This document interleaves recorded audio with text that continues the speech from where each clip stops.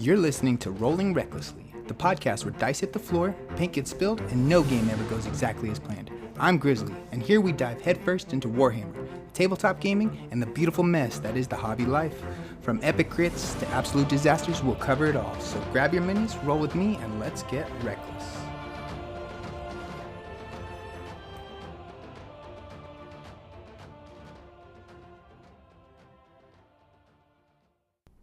Welcome back to Rolling Recklessly, the podcast where we dive into all things Warhammer Age of Sigmar. This is episode 9. From the roots of its lore to the chaos of the tabletop, to the hobby desk and the pulse of the community. I'm your host, Robert, aka Grizzly, and today we're doing something a little bit different. Instead of focusing on just one faction or one era of the Mortal Realms, we're taking a step back and to look at the bigger picture. This episode is all about the state of the game, and where Age of Sigmar stands right now in its 4th edition, how the hobby is growing, and what the competitive scene is telling us about the armies that's making waves. We'll start off at the hobby desk. We'll share some of the projects that I've been working on, from my Gloomspite Gits and Seraphon to the Cursed Cities project for J&J Gaming Factory, and of course a little showcase of my Sylvaneth.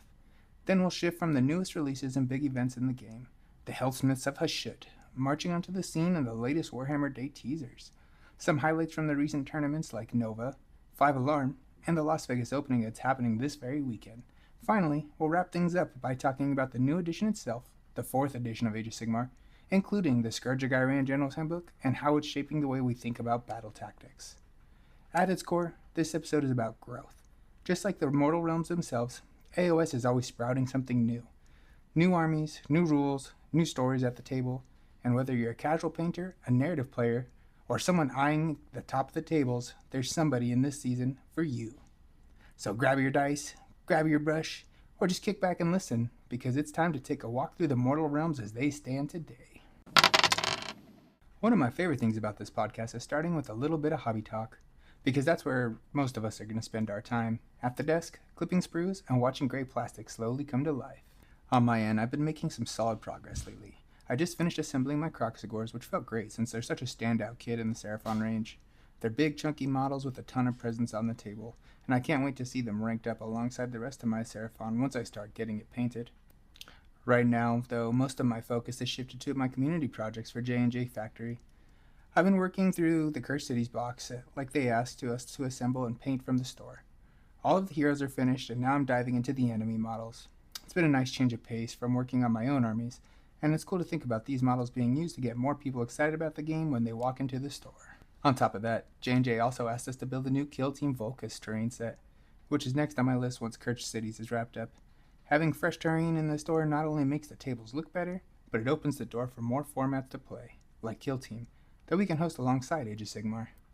Speaking of Kill Team, and because the hobby pile is always growing faster than they shrink, I picked up a new Kill Team Tomb World box. That one's going in the backlog for now since I want to finish assembling all my Age of Sigmar models before I let myself get pulled into Kill Team projects. But it's waiting in the wings, and I'm excited to crack it open once the Seraphon are fully built. So yeah, it's been busy but rewarding, from Kroxigors for my own Seraphon to community builds like Cursed City and Kill Team, to their ever-growing pile of glory in future projects. Do you tend to balance your personal hobby projects with community ones, or do you focus strictly on your own armies? When you're in the middle of a big backlog, do you prioritize assembling everything first, or paint as you go? Also, what's more motivating for you?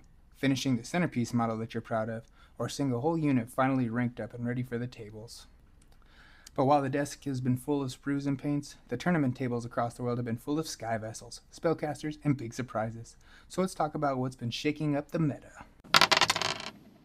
When we look at the state of Age of Sigmar right now, the tournament scene is clearest window of what's been working and what's been winning, and what surprises are shaking things up. The last few weeks have been packed with big events, and they've told us a lot about where the meta sits heading into 4th edition. At the Nova Open, Cities of Sigmar claimed the crown, showing the faction's newest tools aren't just hype. They've got staying power. The winning list leaned heavily on regiments of renown like the Skyport Profiteers, and then flexible heroes like Pontifex and Dinestra, and enough shooting and bodies to answer just about any matchup. Right behind them were the Caradron Overlords in 2nd place, bringing the mobility and sky vessel firepower that made them the army to beat lately. 3rd place went to Disciples of Tzeentch, proving that strong spell dominance can still carve out wins even in today's heavy shooting environment.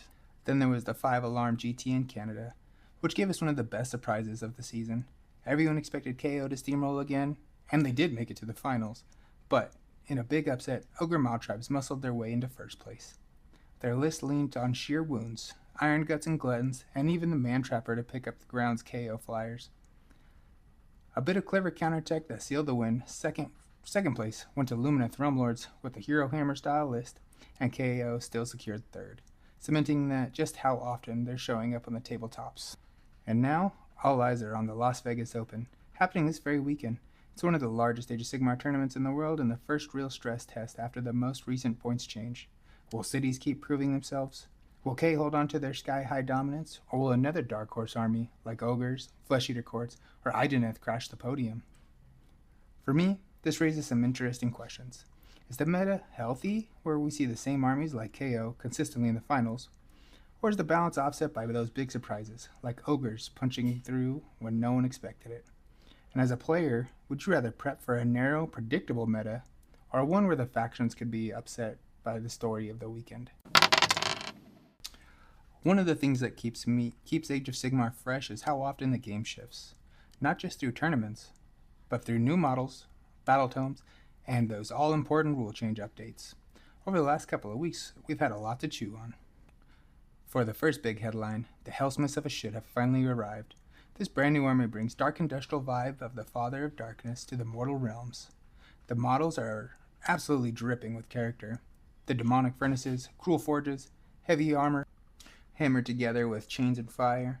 On the table, early chatters suggest that the play will be a mix between dwarven durability and chaos brutality, leaning on war machines and fiery synergies. I'm curious to see where they'll land in the competitive meta. Are they going to join KO and Feck at the top of the table? Or they need some time before people unlock their full potential? For me, the Hellsmiths aren't just interesting rules-wise. The models themselves are hobby gold. I can't imagine how grimy metallic paints and fiery glows will bring them to life. Then we got our Warhammer Day previews, teasers that always spark speculation. Some of the models that were shown were clear love letters to longtime factions, while others had mystery sculpt energy that makes us wonder what's coming down the road. These reveals don't just build hype, they often hint at which armies will get updated next. And for me, the fun part of AOS is trying to read the tea leaves and guess where the narrative and the releases are heading. I really enjoyed the new Slaves to Darkness Warhammer Day model. On top of new models, though, Games Workshop also dropped significant rule changes in the latest battlescroll and core update. A few standouts are coherency adjustment, tighten how units form up, which is going to punish lazy movement and reward players who practice precise positioning. Redeploy and pile-in clarifications, smooth out some of the trickier interactions, especially for mobility-heavy armies like Sylvaneth and Idoneth. Points adjustments in the battle profiles update gave KO a bit of a reality check, with subtle increases while buffing some underused units across the board. It's a little nudges that can quietly bring factions back to relevance. And of course the Caradron Overlords update added some clarity to their sky vessels and weapons options. With how dominant they've been in the tournaments, I think a lot of players appreciate having fewer gotcha moments where KO hit the table. Now here's the big question. How do these changes actually land? Are they balancing the game or just adding another layer of complexity? Personally, I like that Games Workshop is taking an active hand in steering the meta. Even if you don't play KO or cities, knowing that a shelved unit might become efficient again keeps the game exciting, but it also raises reflections for all of us. Do you meta chase and constantly adjust your armies?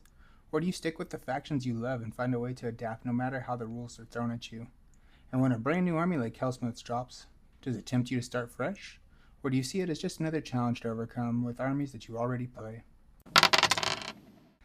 As we look forward, I think it's safe to say Age of Sigmar is in its most exciting but most unsettled states.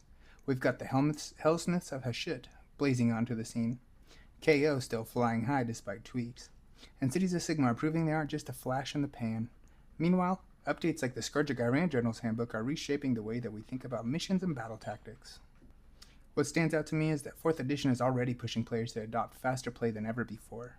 The tighter coherency rules, redeploy clarifications, and tweaks to piling in are subtle, but they're the kind of changes that separate casual gamers from tournament level ones. You can no longer get away with sloppy positioning, and that makes every move feel a little weightier. Then there's the competitive field. If you zoom out, the meta just isn't KO dominating. It's KO, Feck, Idoneth, Daughters, and cities circling on the tabletops, with surprise armies like Ogres crashing the party. That variety, even when tilted toward a few armies, shows that AOS still has room for upset stories. And with LVO happening this weekend, we might see another narrative-defining result. With it being the same old airships or cannons, or will it be Dark Horse factions to remind us that no one's safe at the tabletops? But beyond just tournaments, what excites me are the narrative and hobby implications of where we are. Cities rising, Sylvaneth clashing with settlers over sacred groves, Feck swarming out over the dark of the new rule, and now Hashut has chosen hammering their way into the story. The mortal realms are alive with tension. It's not just about who wins at the table, it's about the evolving ecosystem of factions and how they collide in both lore and in play. Do you feel like AOS is in a healthy meta, where it's narrowed down to a few strong armies, or do you like when it's wild and unpredictable? How do you personally approach constant battle scrolls and point changes? Do they energize your hobby or burn you out? And are you looking beyond the next few weeks? What excites you more? The rise of a new armies like the Hellsmiths, or the idea that your existing faction might get a fresh spotlight through updates and campaigns? For me, the takeaway is that AOS is in a season of growth. Seeds are sprouting everywhere. New factions, new rules, new stories, and like any forest, it's messy, unpredictable, and alive. That's exactly why I love this game, because no matter how it changes, it always feels like there's another branch to climb or another route to follow. And that's going to wrap things up for today's State of Game episode for Rolling Recklessly. We've covered a lot of ground today, from Hobby Desk with the Kroxigors, Curse City, and the Kill Team bundles, to the Fires of Hashut with the new army release, to shifting sands of the tournament meta after Nova and 5 Alarm. And now, with all the eyes on the LVO this weekend, add in the latest rule tweaks and battle scroll updates, it's clear that Age of Sigmar is in one of the most exciting and unpredictable seasons yet. What I take away from all of this in AOS is that it's never static. It's a constant reshaping itself, like roots spreading underground or storms reshaping a forest. And that's what keeps it fresh, but also what makes it challenging. Every month, every update, there's something new to learn about and adapt to. But before I sign off, just a quick reminder, our Nerdlings giveaway is live until October 1st. I'll be selecting the winner at the end of the night and reaching out through Instagram, so make sure you got your entries in. You can find all the details over at rolling_recklessly_podcasts, so don't miss your chance to add some cheeky little Nerdlings to your collection. And as always, I'd love to hear from you. What do you make of the new Hellsmiths of Hashut? Do you think KO's dominance is a healthy game, or do you root for the underdog stories like Ogres at 5 Alarm? And who's your bet to take the crown at LVO? Share your thoughts with me on Instagram or drop me an email at rollingrecklesslypodcast@gmail.com. We're also now live on YouTube, so if you want to catch every episode plus some bonus content, head over and hit subscribe. And don't forget to leave a review on Spotify or Apple Podcast. It really helps get the word out and grow this little community that we're building together. Until next time, may your crits be high, your paint never dry, and your rolls ever reckless.